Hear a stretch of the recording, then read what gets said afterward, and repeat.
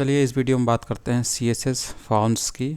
मतलब यहाँ पर हम लोग जो HTML फॉर्म बनाते हैं उसके जो एलिमेंट होते हैं जो कि फॉर्म को बनाने का काम करते हैं, उन एलिमेंट्स के ऊपर डेकोरेशन करेंगे, यानी CSS अप्लाई करेंगे। तो इससे पहले मैं कुछ HTML के जो फॉर्म वाले लेक्चर थे उसको कवर कर रहा था, तो फिर से वापस CSS पे आ जाते हैं जो 2 महीने पहले हम लोगों ने छोड़ के रखा था, क्योंकि यहाँ पे फॉर्म्स आ गए थे और फॉर्म मैंने HTML में कवर नहीं किया था, इसलिए मुझे वो कवर करना पड़ा HTML में। अब देख लेते हैं CSS फॉर्म्स को। तो फॉर्म के बारे में अगर आपको नहीं पता है तो आप HTML जो फॉर्म वाले लेक्चर है मेरे, उसको आप देख सकते हैं। तो कुछ इस तरीके का फॉर्म दिखता है। तो सबसे पहले चलते हैं कि आप फॉर्म में जो इनपुट फील्ड है उसको कैसे स्टाइल करते हैं, मतलब उसके ऊपर CSS कैसे अप्लाई करते हैं। ठीक, तो यहाँ चलते हैं, एग्जांपल में देखते हैं। तो यहाँ पर आपका फॉर्म है, ठीक है। फॉर्म में यहाँ पर 2 एलिमेंट इस्तेमाल किए हैं, एक तो लेबल और दूसरा इनपुट। तो लेबल जो है ये आपको दिख रहा होगा, लेबल एलिमेंट। तो इसके ज़रिए हम इसको बनाते हैं। मतलब लेबल किस लिए होता है, ये जो इनपुट एलिमेंट है इसके लिए, इसको सपोर्ट देने के लिए होता है, ये बताने के लिए कि इस इनपुट एलिमेंट के ज़रिए जो फील्ड बनेगा, यानी जो ये वैकेंट स्पेस जो आपका बना हुआ है, इसमें क्या करना है, इसीलिए उसमें थोड़ी मदद करने के लिए कैप्शन के रूप में ये इस्तेमाल किया जाता है लेबल। ठीक है, तो लेबल में यहाँ पर फर्स्ट नेम, यही चीज़ यहाँ पे दिखाई दे रही है आपको। और उसके बाद यहाँ पर इनपुट फील्ड दिख रहा होगा, इनपुट एलिमेंट, इसके ज़रिए ये टेक्स्ट टाइप का इनपुट फील्ड यहाँ पर बनाएगा। ठीक है, तो ये यहाँ पर इनपुट फील्ड है। अब इसी को डेकोरेट करना है, इसको डेकोरेट करना है तो यहाँ पर सबसे पहले एलिमेंट सेलेक्टर का इस्तेमाल करते हैं। तो ये एलिमेंट लिखा, क्योंकि इसे डेकोरेट करना इस इनपुट एलिमेंट को, तो यहाँ इनपुट लिखा। उसके बाद इस ये जो कर्ली ब्रेसेस है इसमें हम लोग CSS अप्लाई कर देते हैं। तो यहाँ पर CSS बताई गई है कि विथ जो है वो 100% रहेगी। विथ 100% का मतलब ये जो आपको स्पेस दिख रहा है, इसको थोड़ा डार्क कर लेते हैं। ये जो आपको स्पेस दिख रहा है वेब पेज का, इसकी विद के बराबर, वेब पेज की विद के बराबर ही ये इनपुट एलिमेंट की विद मानी जाएगी। इसलिए आपको यहाँ से यहाँ तक दिख रही है जितनी कि इस स्पेस, इस वेब पेज की विद है। इसको थोड़ा सा बड़ा करेंगे तब भी ये उतना ही रहेगा, छोटा करेंगे तब भी ये इनपुट जो एलिमेंट है उसकी विद जो है उस वेब पेज की विद के बराबर हो रही है, क्योंकि आपने यहाँ पर 100% लिखा है। तो इस तरीके से आप CSS पर्टिकुलर जो इनपुट एलिमेंट है उसके ऊपर सप्लाई कर सकते हैं। अब यहाँ पर ये बता रहा है कि ये तो चलिए एक ही इनपुट एलिमेंट था, उसके ऊपर आपने यहाँ पर उसकी विद को यहाँ पर चेंज कर दिया, ठीक है। लेकिन यहाँ पर एक से ज़्यादा एलिमेंट होंगे तो क्या करेंगे, तो उस समय आप एट्रीब्यूट सेलेक्टर्स का इस्तेमाल करेंगे, जो इससे पहले हम लोगों ने पढ़ रखा था। तो उसी का यहाँ पर इस्तेमाल करेंगे। तो वो यही बता रहा है कि इनपुट एलिमेंट तो एक ही है, लेकिन उसके टाइप के आधार पर उसको कई तरीके से इस्तेमाल किया जाता है, इसलिए कई टाइप के इनपुट एलिमेंट हो जाते हैं। जैसे ये टेक्स्ट टाइप का इनपुट एलिमेंट होगा, ये पासवर्ड टाइप का इनपुट एलिमेंट बता रहा है, और ये नंबर टाइप का इनपुट एलिमेंट बता रहा है। ठीक है, तो इनपुट एलिमेंट कैसे पहचानेंगे, इसके लिए आपको यहाँ पर एट्रीब्यूट सेलेक्टर्स की मदद लेनी पड़ेगी। जैसे कि यहाँ पर हम लोग जो इनपुट एलिमेंट है, टेक्स्ट टाइप का जो इनपुट एलिमेंट है, उसके अंदर कुछ CSS डाल रहे हैं। ठीक है, तो देखिए इसने क्या काम किया, यहाँ पर आपकी एक इनपुट एलिमेंट ये है और एक इनपुट एलिमेंट ये है। ठीक है, और ये क्या काम कर रहा है, टेक्स्ट टाइप का जो इनपुट एलिमेंट है, तो ये देखिए ये भी टेक्स्ट टाइप का इनपुट एलिमेंट है और ये भी टेक्स्ट टाइप का इनपुट एलिमेंट है। तो दोनों इनपुट एलिमेंट के ऊपर CSS सप्लाई हो रही है। तो यहाँ पर जो आपको ये दिख रहा है टाइप, और टाइप क्या है, एट्रीब्यूट है इस इनपुट एलिमेंट का, और उसकी टाइप की वैल्यू क्या है, टेक्स्ट। तो ऐसे सभी इनपुट जिसमें टाइप एट्रीब्यूट हो और टाइप की वैल्यू क्या हो, टेक्स्ट हो, उन सभी इनपुट एलिमेंट को सिलेक्ट करने की बात कर रहा है यहाँ पर ये, और उन पर ये CSS सप्लाई कर रहा है। ठीक है, तो यहाँ पर आप ये जो लिखते हैं, ये एट्रीब्यूट और उसकी वैल्यू लिखते हैं, जो इससे पहले वाले चैप्टर में हम लोगों ने पढ़ा था, वो यहाँ पर अब इस्तेमाल हो रहा है। ये बस सेलेक्ट करने के लिए होता है पर्टिकुलर HTML एलिमेंट को। तो यहाँ पर जितने भी इनपुट एलिमेंट हैं जिनमें टाइप एट्रीब्यूट इस्तेमाल हुआ है और उनकी वैल्यू अगर टेक्स्ट है, उन सभी को सिलेक्ट कर लिया जाएगा और उनमें इस CSS को डाल दिया जाएगा। तो बस यही चीज़ यहाँ पर दी हुई है। नहीं तो चाहें तो आप अगर इस पर्टिकुलर HTML एलिमेंट को अगर आप सिलेक्ट करना चाहते हैं, इस इनपुट एलिमेंट को जिसका भी टाइप क्या है, टेक्स्ट है, लेकिन आप इसी को सिलेक्ट करना चाहते हैं तो आप देखेंगे यहाँ पर एक एट्रीब्यूट जो है नेम भी दिया हुआ है जिसकी वैल्यू अलग है, और यहाँ पर नेम दिया इसकी वैल्यू अलग है।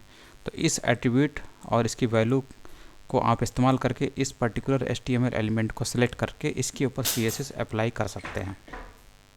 ठीक है, क्या CSS है? विद 100% करने की बात की जा रही है, यानी इनपुट एलिमेंट की जो विद होगी वो इस जो वाइट वाला वेब पेज है इसके विद के बराबर रहेगी हमेशा। तो इस इनपुट एलिमेंट की विद 100% रहेगी इस वेब पेज की विद के, और उसके बाद इसकी जो पैडिंग है वो पैडिंग क्या रहेगी? 12 पिक्सल टॉप बॉटम और लेफ़्ट राइट 20 पिक्सल। और मार्जिन क्या रहेगा? मार्जिन टॉप बॉटम क्या होगा 8 पिक्सल और लेफ़्ट राइट 0। और बॉक्स साइजिंग इस्तेमाल किया गया बॉर्डर बॉक्स। तो बॉक्स साइजिंग किस लिए इस्तेमाल किया था? वो इसलिए किया था ताकि आपका जो कंप्लीट आप ये विद इस्तेमाल कर रहे हैं यहाँ पर इनपुट एलिमेंट के लिए, तो इसके अंदर ही ये पैडिंग और मार्जिन कैलकुलेट होगी। वो इसीलिए यहाँ पर बॉक्स साइजिंग बॉर्डर बॉक्स के रूप में इस्तेमाल करता है ताकि इसके अंदर ही इसको कैलकुलेट कर लिया जाए। तो पैडिंग क्या होती है? पैडिंग आपको पता होगा। अगर हम लोग नॉर्मली इस एग्जांपल में यहाँ पे चलते हैं तो अगर आप यहाँ पर इंस्पेक्ट में आते हैं तो यहाँ पर आप कंप्यूटर में आएंगे तो यहाँ पर आपको दिख रहा होगा ये कंटेंट है। कंटेंट के ऊपर पैडिंग होती है, पैडिंग के ऊपर बॉर्डर होता है, बॉर्डर से बाहर मार्जिन होता है। आपको यहाँ पर जो दिख रहा है वो बॉर्डर है, और इस दिखना जो ये बॉर्डर दिख रहा है इससे बाहर जो होगा वो मार्जिन होगा, और इससे जो अंदर होगा वो आपका पैडिंग होगा। तो अगर आप अंदर वाले स्पेस को बढ़ाना चाहते हैं तो आपको पैडिंग में काम करना पड़ेगा। टॉप बॉटम पे बढ़ाना चाहते हैं या फिर लेफ़्ट राइट बढ़ाना चाहते हैं। उसी तरीके से अगर आपको इसके बाहर काम करना है, ये जो आपका इनपुट फील्ड बना है इसके बाहर आपको स्पेस ऐड करना है तो आप मार्जिन पे काम करेंगे। ठीक है, तो ये top bottom margin, left right margin ये होता है। ठीक है, इस तरीके से इसने टेक्स्ट टाइप की जो इनपुट फील्ड है उसके ऊपर ये इसने अप्लाई कर दिया।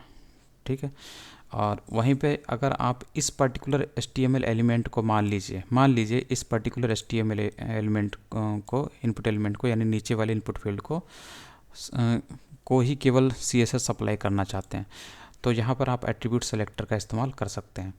ठीक है, तो जैसे यहाँ पर इसने टाइप टेक्स्ट इस्तेमाल किया, ये भी एट्रीब्यूट सेलेक्टर ही है, इसकी मदद से दोनों सेलेक्ट हो रहे हैं, दोनों इनपुट एलिमेंट और दोनों के ऊपर CSS अप्लाई हो रही है। लेकिन हम लोग केवल इस लास्ट वाले इनपुट एलिमेंट के ऊपर CSS अप्लाई करना चाहते हैं। ठीक है, तो हम लोग क्या काम कर सकते हैं, इस नेम वैल्यू वाले पेयर को यहाँ से उठा के यहाँ पर रख सकते हैं, इस्तेमाल कर सकते हैं, क्योंकि ये एट्रीब्यूट सेलेक्टर की तरह काम करेगा। ये एट्रीब्यूट तो है ही, ये नेम एट्रीब्यूट है और ये इसकी वैल्यू है। ठीक है, तो एल नेम इसकी वैल्यू है, तो यहाँ पर इसको कर सकते हैं और यहाँ पर आप इसको सिंपली हटा सकते हैं।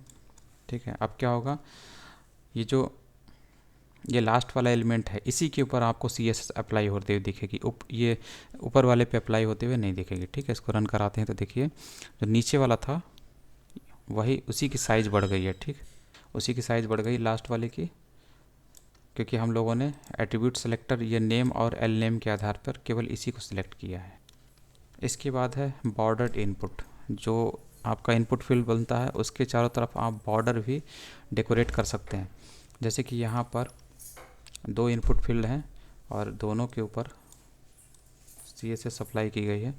तो यहाँ पर इसने विद रखी 100% पैडिंग रखी है, मार्जिन रखी, बॉक्स साइजिंग, उसके बाद यहाँ पे बॉर्डर दिया। तो बॉर्डर कितना है 2 पिक्सल है, सॉलिड टाइप का और रेड कलर टाइप का है। और बॉर्डर रेडियस भी इसने रखी है 4 पिक्सल, यानी ये आपका जो ये कॉर्नर है यहाँ पर थोड़ा सा ज़्यादा राउंड आपको दिखाएगा और बॉर्डर भी आपको दिख रहा है। ठीक है, इसको चाहे तो हम ब्लू कर सकते हैं,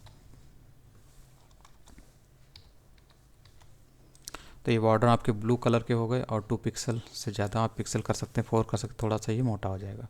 तो इस तरीके से आप इसमें चेंजेस कर सकते हैं। हावर इफेक्ट भी यहाँ पे ला सकते हैं। इसकी जगह पर अगर आप यहाँ पर हावर लिख देंगे तो क्या होगा, इसके ऊपर जैसे ही माउस ले जाएंगे तो ये आपका तभी CSS अप्लाई होगा जब आप इसके ऊपर माउस ले जाएंगे। कुछ इस तरीके से ये देखिए, जैसे इसके ऊपर माउस ले जाते हैं तो ये तभी इसके ऊपर अप्लाई होता है। Ctrl Z से वापस आ जाते हैं।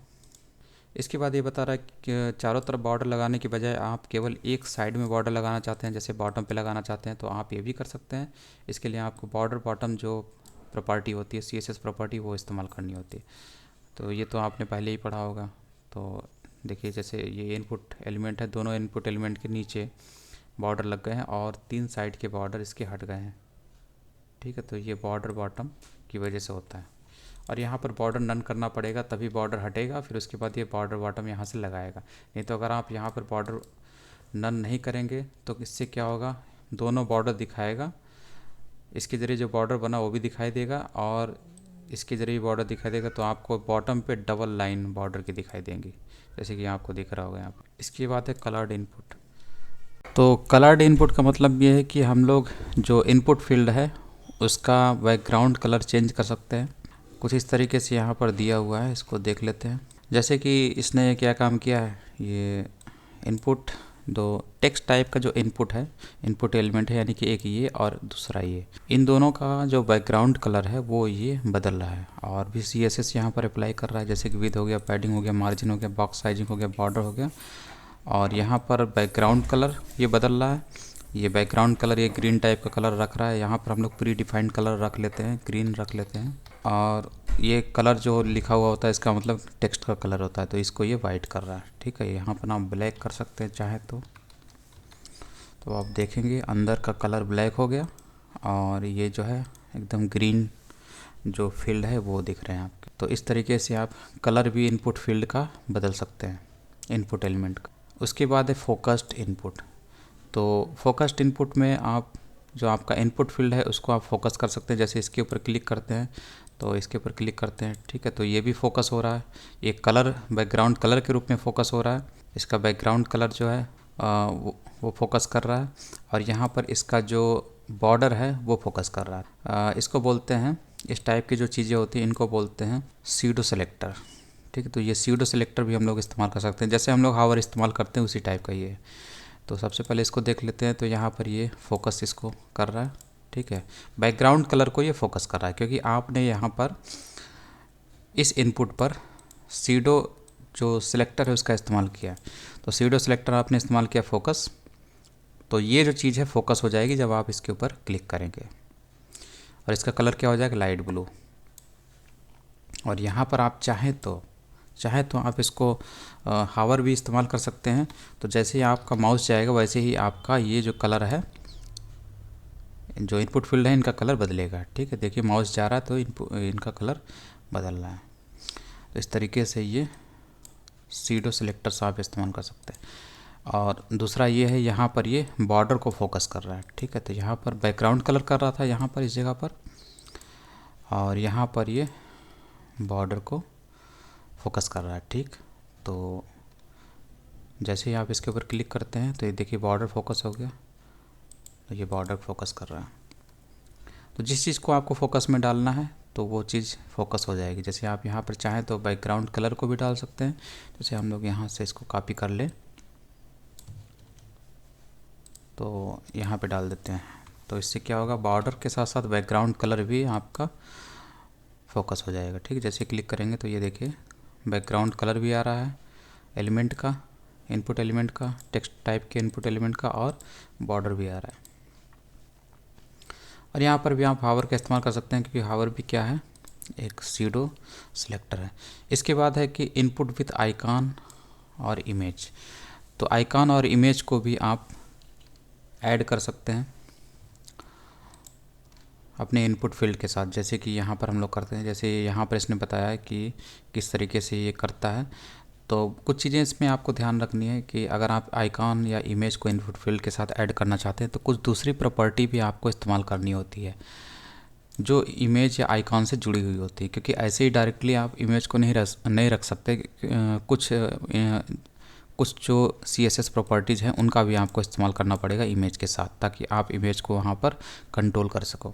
जैसे कि बैकग्राउंड पोजीशन हो गया, ये भी इमेज के लिए होता है, उसकी पोजीशन को सेट करने के लिए कहाँ पर उसको रखना है।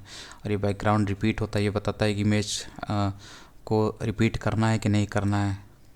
ठीक है, और ये पैडिंग लेफ़्ट बताता है कि इमेज को लेफ़्ट से कितने राइट में रखना है।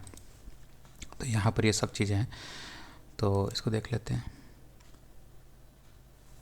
तो यहाँ पे देखिए इसने इनपुट टाइप, टेक्स्ट टाइप का जो इनपुट एलिमेंट है, तो टेक्स्ट टाइप का इनपुट एलिमेंट कौन सा है, ये वाला है। और यहाँ पर ये इमेज रख रहा है, ये वाली, ये जो आपको दिख रहा है यही वाली इमेज को ये रख रहा है। तो ये सर्च वाली इमेज है।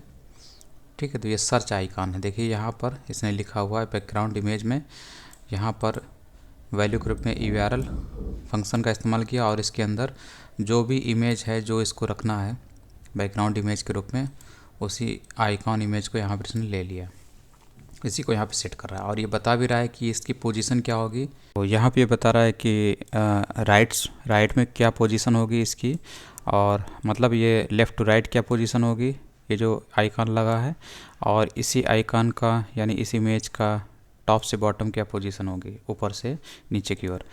तो अगर आपको थोड़ा सा राइट की ओर शिफ्ट करना है तो आपको यहाँ से चेंज करना पड़ेगा। मान लीजिए हम 20 पिक्सल करते थे, थोड़ा सा ये राइट की ओर शिफ्ट हो जाएगा, जैसे हो अभी हो गया। और रिपीट जो है मना कर रहा है, रिपीट नहीं करना है। और पैडिंग जो है, ये आपका पैडिंग है, ये टॉप से 12 पिक्सल और ऐड करना है, ठीक। और ये लेफ़्ट से है, ये बॉटम से है, और ये राइट से है। तो उस हिसाब से यहाँ पर इसने पैडिंग ऐड की है इस पर्टिकुलर HTML एलिमेंट में।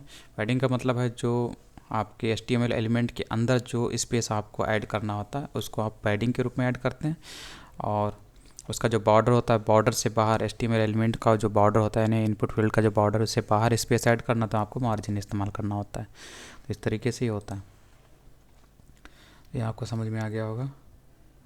और ये लिखा हुआ यहाँ पे दिख रहा है क्योंकि यहाँ पर प्लेस होल्डर के रूप में इसमें इस्तेमाल किया है, ताकि ये पता चल जाए कि आखिर इसमें सर्च क्या करना है। केवल ये सिंबल बनाने से काम नहीं चलेगा, ये सिंबल सर्च वाला है, तो आपको यहाँ पे लिखना भी चाहिए ताकि पता चल जाए कि आखिर यूज़र को पता चल जाए, जो भी यहाँ पे इसको इस्तेमाल करने वाला वेब पेज को, तो उसको पता चल जाएगा कि आखिर यहाँ पर करना क्या है। यहाँ पर आप कुछ भी लिख सकते हैं प्लेस होल्डर में, वैल्यू ग्रुप में। और तो ये था। उसके बाद एनिमेटेड सर्च इनपुट है। तो एनिमेटेड सर्च इनपुट का मतलब है थोड़ा सा इसमें ट्रांजिशन प्रॉपर्टी का इस्तेमाल किया जाता है ताकि एक थोड़ा सा लुक इसका अच्छा दिखाई दे। जैसे इसके ऊपर हम लोग जैसे ही इसके ऊपर क्लिक करते हैं तो ये इसकी जो विड्थ है वो बढ़ जाती है, और जैसे ही बाहर क्लिक करेंगे वापस आ जाती है। तो इस टाइप के जो एनिमेटेड सर्च इनपुट होते हैं वो हम लोग बना सकते हैं। तो इसके लिए हमें ट्रांजिशन का इस्तेमाल करना पड़ेगा, CSS ट्रांजिशन प्रॉपर्टी। तो इसके बारे में हम लोग आगे ही पढ़ेंगे, लेकिन यहाँ पे थोड़ा सा दिया हुआ है तो इसको देख लेते हैं। तो यहाँ पर आपका इनपुट फील्ड है जिससे ये बना हुआ है, और जैसे इसके ऊपर आप क्लिक करेंगे तो इसकी विड्थ जो है पूरी फुल हो जाती है। तो इसके पीछे एक मेन कारण है आपका ये ट्रांजिशन प्रॉपर्टी, ठीक है। और ये जो CSS अप्लाई किया गया है ये तो आपको समझ में आ रहा होगा। इनपुट फील्ड पे विड्थ है, बॉक्स साइजिंग है, बॉर्डर रेडियस है, फॉन्ट साइज है, background colour, background image, background position, background repeat और पैडिंग। यहाँ तक तो आपने अभी पढ़ा ही। बस यहाँ पर जो ट्रांजिशन दिया हुआ इसकी वजह से ये यहाँ पर ये हो रहा है, और फोकस की वजह से हो रहा है, क्योंकि आप इस पर जब क्लिक करते हैं यानी फोकस करते हैं तो इसकी विड्थ क्या है 100% हो जाती है। यानी कि इसकी जो विड्थ है इस इनपुट फील्ड की जो आपने यहाँ पे कर रखी थी 130 पिक्सल जो अभी आपको दिख रहा है, तो जैसे ही आप इसके ऊपर क्लिक करेंगे तो फोकस में जो CSS पड़ी हुई है 100%। तो ये बता रहा है कि आपकी जो इनपुट फील्ड है वो जो आपका वेब पेज है उसकी स्पेस, उसकी जो विड्थ है उसके 100% के बराबर हो जाएगी आपके इनपुट फील्ड की विड्थ, इसीलिए यहाँ पर ये दिया हुआ है। तो जैसे यहाँ पर विड्थ दिया हुआ है, इसके अलावा आप चाहें तो दूसरी चीज़ें भी इसकी चेंज कर सकते हैं। मान लीजिए आप फोकस यानी जब आप क्लिक करते हैं तो इसका बैकग्राउंड कलर भी आप चेंज करना चाहते हैं, ठीक है। तो इसको उठा के हम लोग यहाँ पे ले आते हैं और इसका बैकग्राउंड कलर चेंज कर सकते हैं। मान लीजिए हम लोग इसको करना चाहें ग्रीन, इसको अगर ग्रीन करना चाहते हैं तो ये जो बैकग्राउंड कलर वाइट था, जैसे ही आप इस पर क्लिक करेंगे तो ये बैकग्राउंड कलर इसका ग्रीन हो जाएगा। इसको करके देखते हैं, जैसे क्लिक करेंगे तो इसका देखिए बैकग्राउंड कलर ये ग्रीन हो जा रहा है। और इसके बाद ये जो सीडो सेलेक्टर है इसकी जगह पर हम लोग चाहें तो हावर वाला इस्तेमाल कर सकते हैं। तो जैसे ही आप इसके ऊपर माउस ले जाएंगे तो आपका ये जो विड्थ है और ये जो बैकग्राउंड कलर है दोनों आपका बदलता हुआ दिख रहा है। तो इस तरीके से भी कर सकते हैं। इसके अलावा चाहें तो आप और भी प्रॉपर्टी यहाँ पे बदल सकते हैं। जैसे कि बॉर्डर की बात करें, जैसे आप फोकस में करें मतलब इसके ऊपर क्लिक करें या फिर माउस ले जाएं हावर करें, तब भी आपका इसमें प्रॉपर्टी बदलना चाहिए। तो यहाँ पर हम लोग इसको भी ले लेते हैं ये बॉर्डर को चेंज करने के लिए, और यहाँ पर आप इसको वापस फोकस ले लीजिए। क्योंकि क्लिक करेंगे तो ये सही दिखाई देगा, क्योंकि यहाँ पर सेकंड भी दिया हुआ है, क्योंकि ये ज़्यादा बेहतर तरीके से काम करेगा। तो यहाँ से फोकस ले लेते हैं, जैसे क्लिक करेंगे वैसे ही ये प्रॉपर्टी आपकी बदलेंगी। तो ये पिक्सल हम लोग बॉर्डर का बदल देते हैं, 5 पिक्सल कर देते हैं सॉलिड टाइप का, और यहाँ पे प्री डिफाइंड कलर ले लेते हैं, ब्लू ले लेते हैं इसकी जगह पे। और इसके लिए आपको एक ट्रांजिशन प्रॉपर्टी भी लिखनी पड़ेगी। तो हम लोग इसको यहाँ से ले लेते हैं और इसको कॉपी कर लेते हैं। ट्रांजिशन के बारे में हम लोग आगे पढ़ने वाले हैं, अभी थोड़ा सा दिया हुआ तो देख लेते हैं। यहाँ पर आप रखेंगे बॉर्डर, क्योंकि इसी में ट्रांजिशन करना है। तो यहाँ से आप कॉपी कर लीजिए और यहाँ पे आप इसको रख सकते हैं। और इसका भी 4 सेकंड के लिए 0.4 सेकंड के लिए ईज इन आउट है, मतलब पहले तो जैसे क्लिक करेंगे तो ये फैलेगा, फिर उसके बाद वापस श्रिंक कर जाएगा ये जो एलिमेंट है, ठीक है। तो इसको रन करते हैं और देखते हैं कि क्या चेंजेस आता है। जैसे आप क्लिक करेंगे तो देखेंगे इसका बॉर्डर, बैकग्राउंड कलर और विड्थ तीनों बदल लेगी।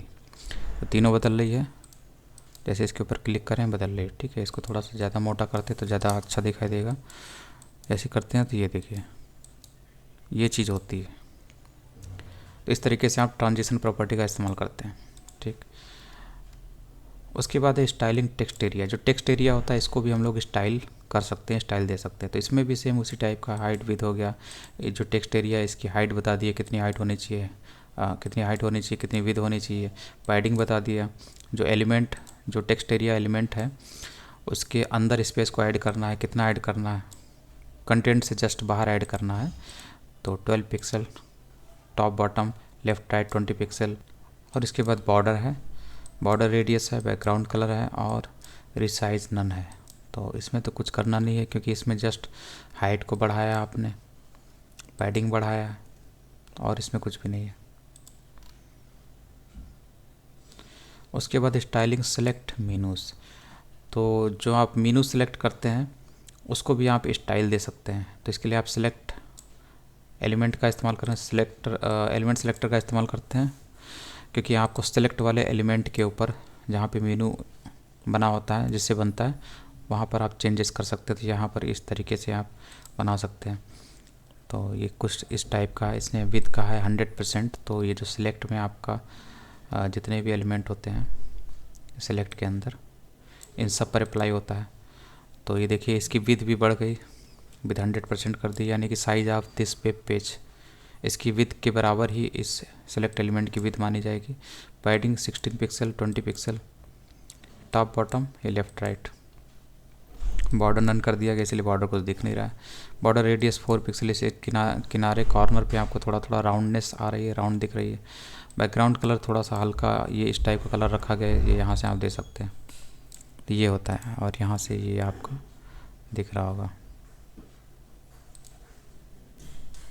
ठीक है। तो यहाँ से आप कलर बदल सकते हैं, ग्रीन रख सकते हैं। अब आप करेंगे तो ये ग्रीन आपको दिखाई देगा, ठीक। इसके बाद है बटन को भी आप स्टाइल दे सकते हैं। डिफरेंट टाइप के बटन है, जैसे ये है। तो यहाँ पर आपके बटन है 3, यहाँ पर बटन है। एक तो रियल टाइप का जो बटन वो है, एक रिसेट टाइप का बटन है और एक सबमिट बटन है। तो इन तीनों को आप डेकोरेट कर सकते हैं। और यहाँ पर ये एक साथ इसने ऐड तीनों बटन पे CSS अप्लाई करने की कोशिश की है। इसको बोलते हैं ग्रुप सेलेक्टर, ठीक है। ग्रुप करके इसके ऊपर एक साथ CSS अप्लाई कर दिया गया है, ठीक। तो ये बटन के लिए है, उसके बाद ये सबमिट टाइप के बटन के लिए है और ये रिसेट टाइप के बटन के लिए। तीनों पे इसने चेंजेस करने की कोशिश की है। तो बैकग्राउंड कलर इसने क्या रखा है, ये जो कलर आपको दिख रहा है ये है। यहाँ पे कोई प्री डिफाइंड कलर भी दे सकते हैं, यहाँ पर हेक्साडेसिमल में दिया गया है ये कलर। और यहाँ पर बॉर्डर नन किया गया, किसी भी बटन का बॉर्डर नहीं होना चाहिए। और जो कलर है जो बटन पे दिख रहा है उसको वाइट रखा गया, पैडिंग डाली गई है, टॉप बॉटम 16 पिक्सल और लेफ़्ट राइट 32 पिक्सल, ठीक। और टेक्स्ट डेकोरेशन नन किया गया है। और मार्जिन इसने 4 पिक्सल। मार्जिन क्या होता है, जो आपका एलिमेंट होता है, जो भी बटन है, अभी तो बॉर्डर दिख नहीं रहा होगा क्योंकि यहाँ पर बॉर्डर इसने क्या किया, नन किया। लेकिन फिर भी ये जो ग्रीन दिख रहा है इसके बाहर का जो एरिया होता है वहाँ पर आपको जब ऐड करना होता है मार्जिन, तो उसको उस स्पेस को हम लोग बोलते हैं मार्जिन ऐड कर सकते हैं। जैसे इन दोनों के बीच में हमें गैप करना है, ठीक। तो इन दोनों के बीच में क्या आ रहा है, लेफ़्ट राइट आ रहा है। तो हम लोग यहाँ पर, क्योंकि यही जो है left right margin space add करता है बॉर्डर के बाहर, ठीक है। तो यहाँ पर हम लोग थोड़ा सा बढ़ा देते हैं, तो आप देखेंगे इन दोनों के बीच में या फिर इन दोनों के बीच में आपको थोड़ा सा गैप दिखाई देगा, ठीक है। तो यहाँ पर इस तरीके से आप कर सकते हैं। और कर्सर जो है पॉइंटर टाइप का, जैसे ही मतलब माउस इसके ऊपर जाएगा तो ये हैंड वाला सिंबल आ जाएगा, पॉइंटर टाइप का आ जाएगा। तो ये यहीं पर कर्सर जो CSS प्रॉपर्टी है उसमें पॉइंटर वैल्यू देने से होता है, ठीक। तो इस तरीके से आप कर सकते हैं इसको।